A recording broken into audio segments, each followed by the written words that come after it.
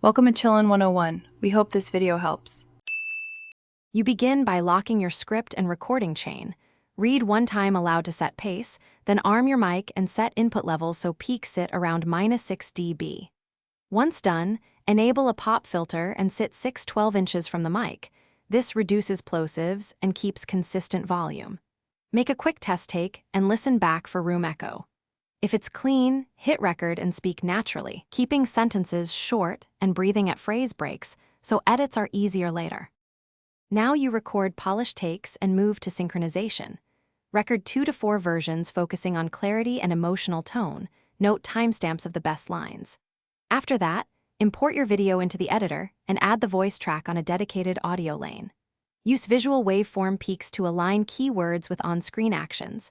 Cut room noise and shorten breaths to tighten pacing. Make small crossfades to avoid pops, and once visuals and audio match, lower or normalize levels so speech sits above background music. Finish by polishing and exporting. Use a gentle high-pass filter, subtle EQ to reduce boxiness, mild compression to even dynamics, and a brickwall limiter to prevent clipping.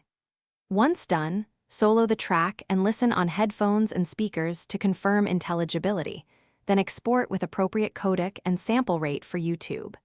If you notice drift or mismatched timing, relink the source video and audio or re-record a short reference tone at the start to realign. Make sure sample rates match to avoid speed errors. Thanks for watching. Consider subscribing if we helped you.